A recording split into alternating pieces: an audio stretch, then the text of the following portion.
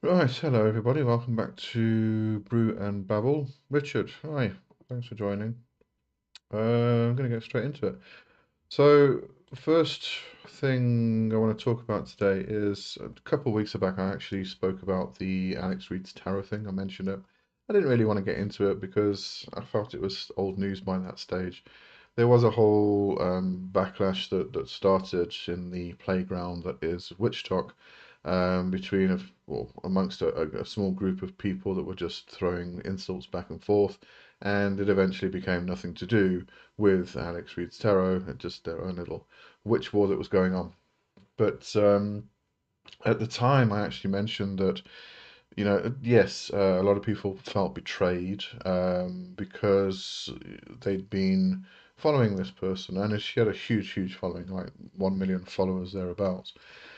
And there was, I don't know if we can call it speculation, because some people were saying it's not true, others were saying that it's true, that she'd been planning this for a long time. It wasn't just a sudden decision to, kind of go back to Christianity and leave witchcraft. Well, I can't even say witchcraft. She was a New Age practitioner, really.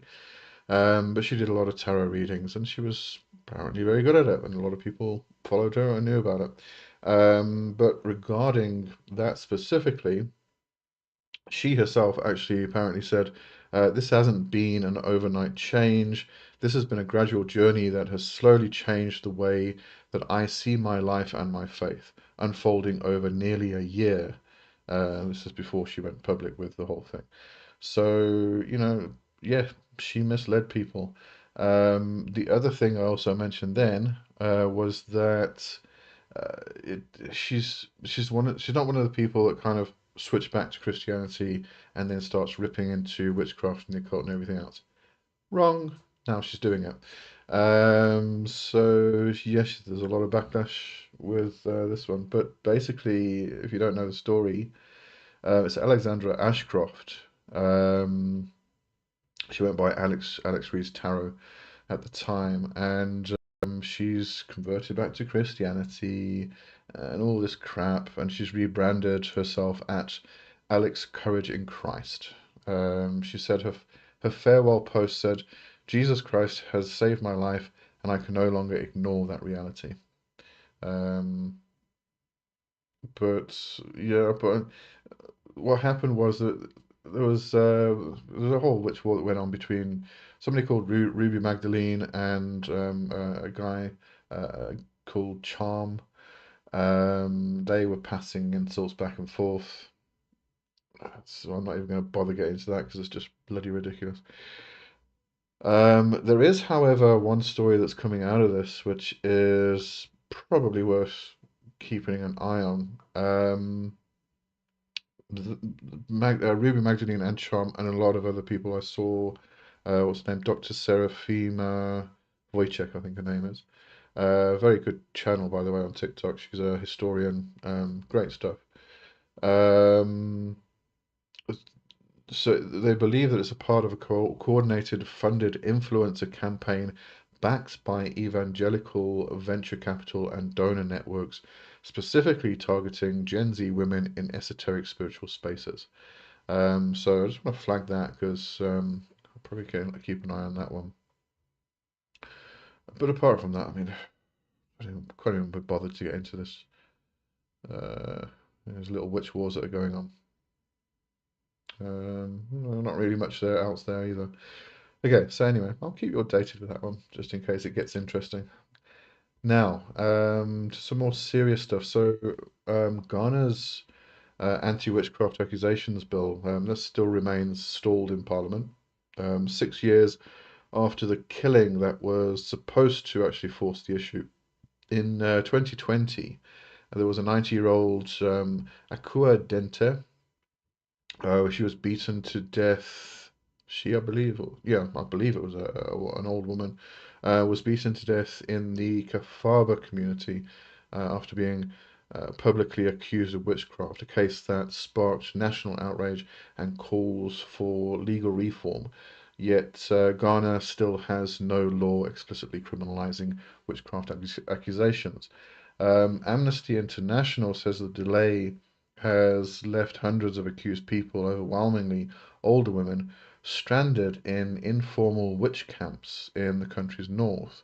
These settlements lack adequate healthcare, food, safe housing, clean water, and any real path to economic independence. A 2025 Amnesty report documented conditions across four such camps, and fresh testimony appeared in April and May of 2026.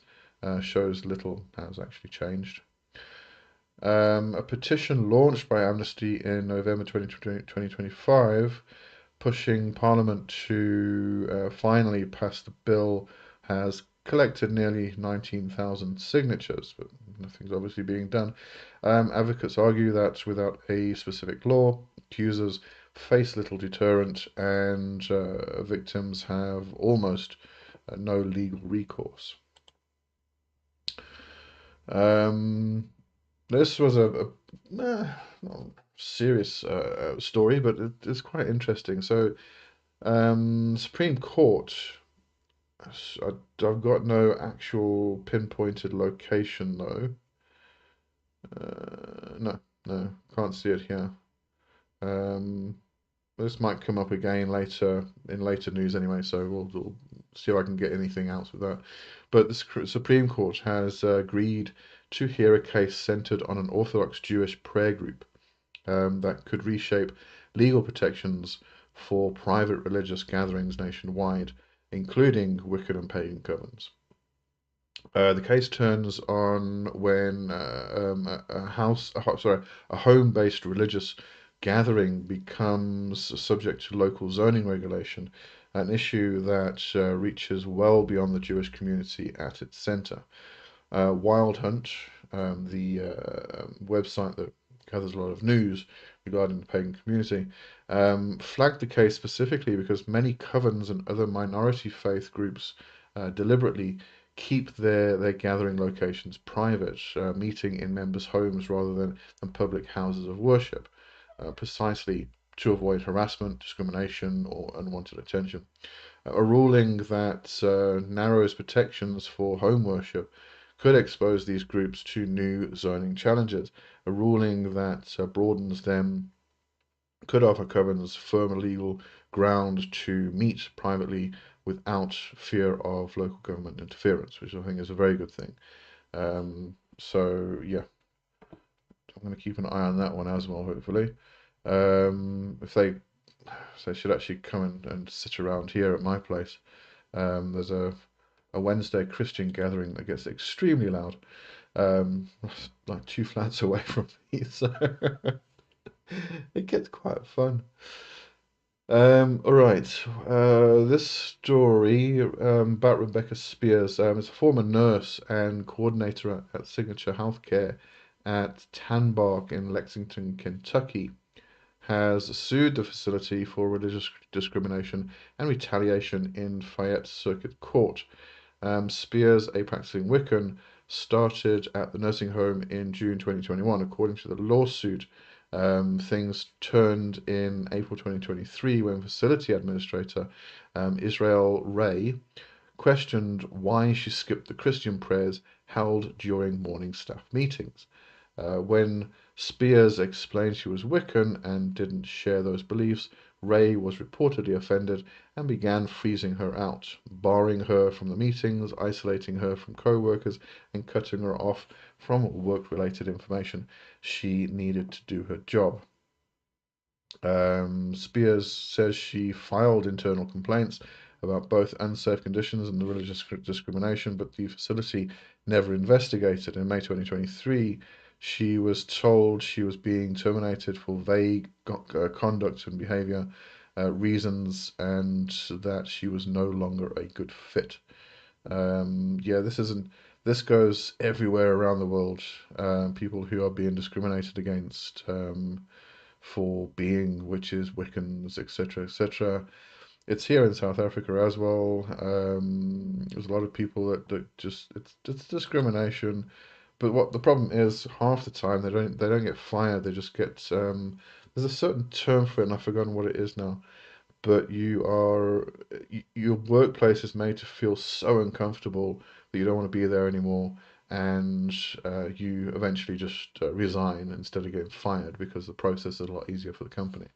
But it wreaks havoc on people's mental health. It really does. It's crazy shit.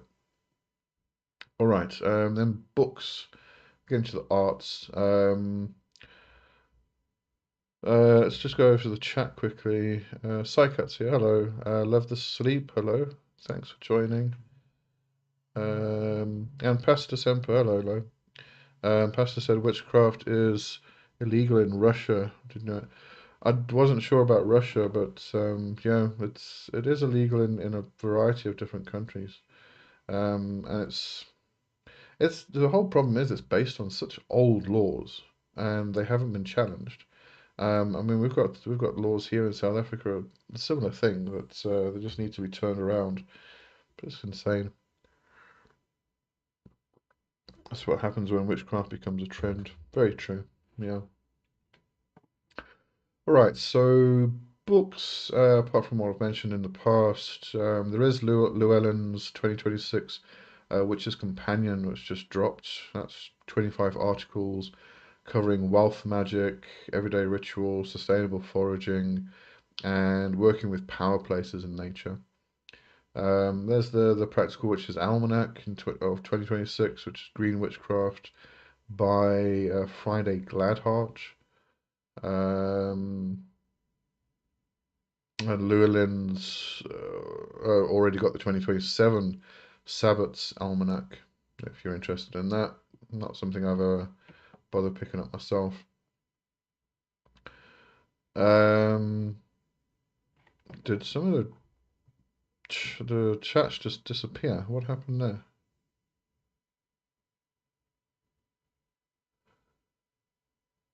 Because usually I get a message deleted, but that's not showing that. They just disappeared. Pastor said, what if they make it illegal in Europe soon? Then we'll have to go underground, like we did before. We've survived it before, so we'll survive it again.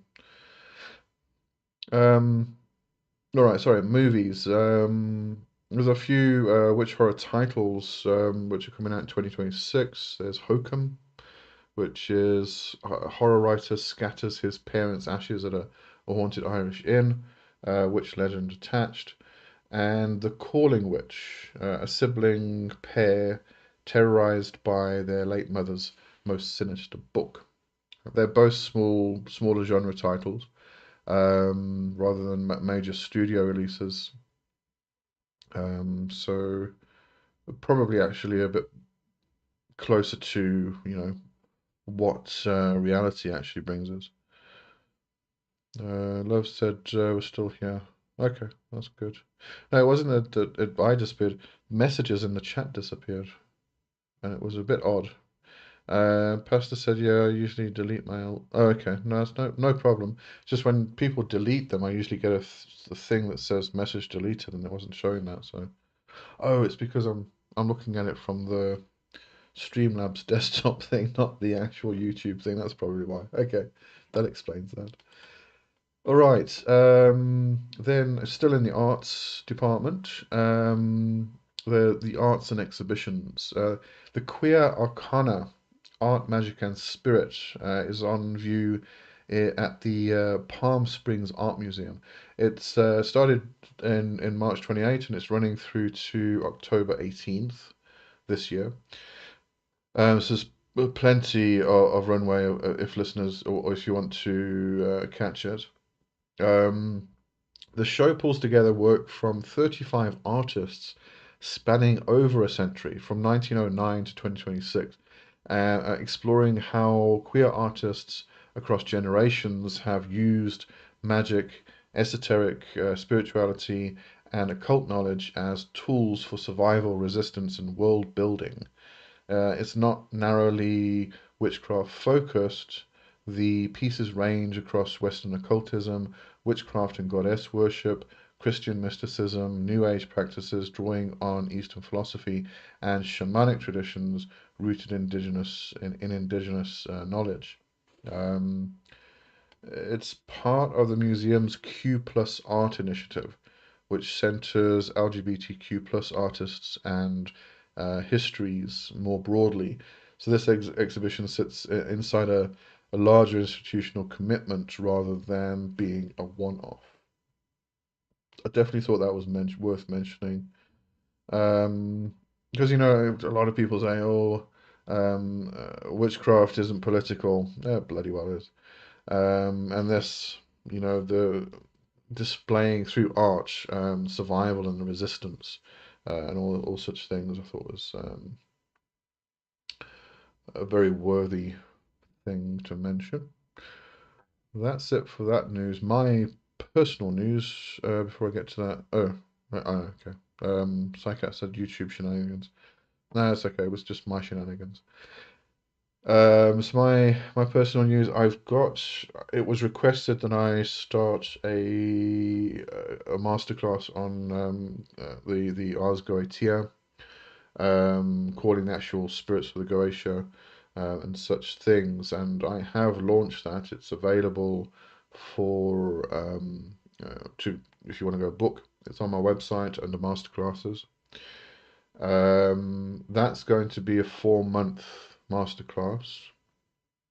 It's going to cover a lot of things. It's going to start with very simple, you know, the use of the ends, examination of a lot of the aspects as well. You know, the history. We're going to go into the history, starting with Wea and moving through to Mathers, etc. But practically, we're going to start with the ends and sigil gazing, or seal gazing, and things like that. We'll then start moving into the tools, you know, why they constructed a circle, why they had a triangle of art, how we can use them or not use them now, whether we want to or not. Specifically the triangle of art, which is not a trapping element. It's supposed to actually be a focal point, pulling all of the energy in together so that you can focus it and get a concentrated, good connection with the spirit. So we're going to go into that. We're going to go into the scrying, mirrors, and then specifically into scrying because it's one of the most important aspects of doing the work. So we'll go into the scrying, and then we'll have a look at ensouling effigies. We'll have a look at the spirit box and that kind of method that I do enjoy. I'll go into moving through the astral temple method you can use that I use to go to move through the astral temple to go and meet with the spirit. So we'll have a look at that as well, and it will all then culminate into something that I actually developed and created on. I put it on Patreon. It may have been last year. My time flies by for me. I thought it was this year, but I'm thinking it may have actually been last year that I did it. But Vocatio Australis, which is kind of it's a layering of power, and then you call in the Goetia, the spirit of the Goetia, and work with it. But that's a very different method to what a lot of people are used to, I think, because this isn't a triangle outside the circle. The triangle is in the circle, and you are part of the triangle. And what happens is it kind of you're almost like sort of back to back with the spirit.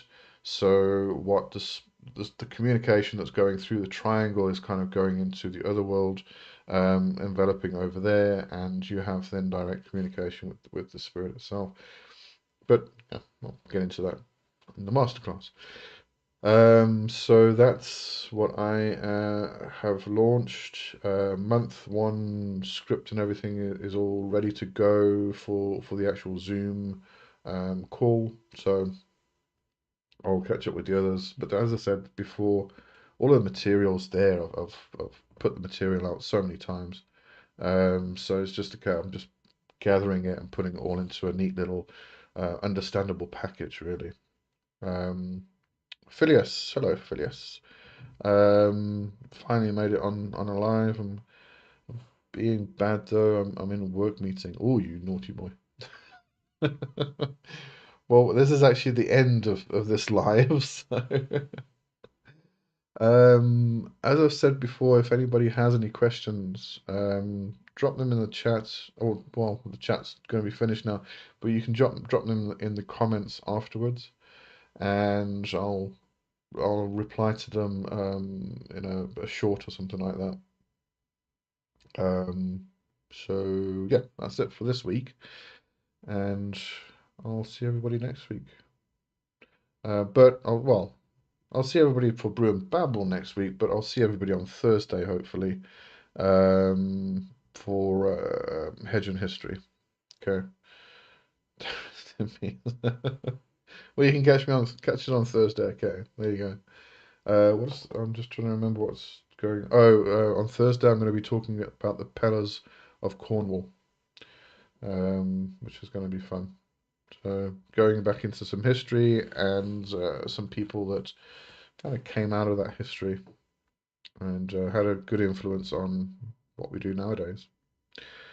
Right, thank you. It's a pleasure. Thank you. I'll see you on Thursday. Yep, good stuff.